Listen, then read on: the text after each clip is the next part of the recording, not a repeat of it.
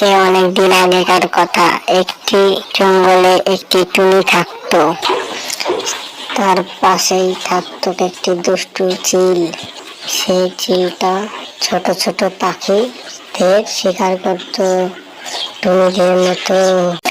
একদিন ওই চিলটা টুনির ছানার কাছে এসেছে টুনির ছানাকে খাবে বলে, এবং টুনির ছানাকে বলছে, বাহ, আজকে তো কোনো জায়গায় যেতে হলো না, প্রথমেই খাবার পেয়ে গেলাম, কি স্বাদ, ছোট্ট বাচ্চা, কত সুন্দর খেতে লাগবে। হা হা হা করে হাসছে চিলটি। তাই বলে টুনির ছানাকে তুলে নিয়ে চলে যাচ্ছিল, এবং তখনই টুনির বন্ধু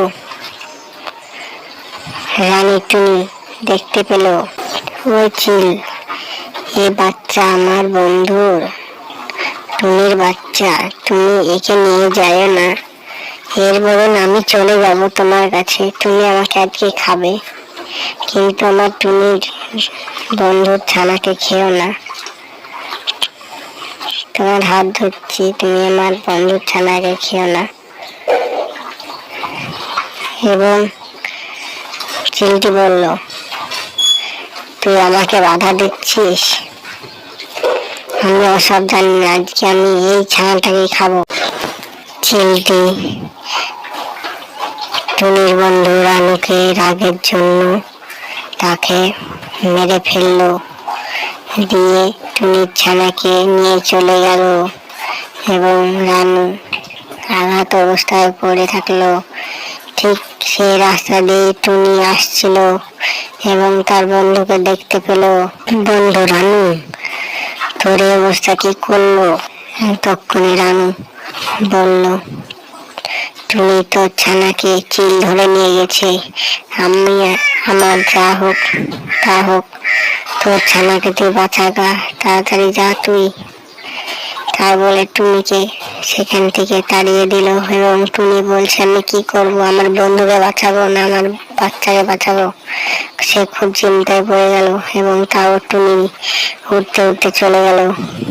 টুনি চলে গেল তার স্বামীর কাছে, গিয়ে বলল, স্বামী স্বামী, আমাদের ছানাকে চিল ধরে নিয়ে গেছে মারার জন্য, আর আমার বন্ধু রানীকে সে নদীর ধারে মেরেছে, মেরে আঘাত অবস্থায় ফেলে রেখেছে, তুমি সেখানে চলে যাও, আমি যাচ্ছি আমার বাচ্চার কাছে।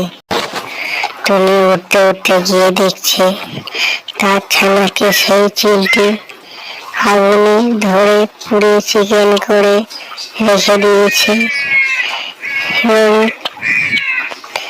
সেখানে গিয়ে সে দেখে অবাক হয়ে গেছে, এবং আমার ছানাকে তুমি ধরেছো কেন চিল, তোমার এত সাহস? হা হা হা।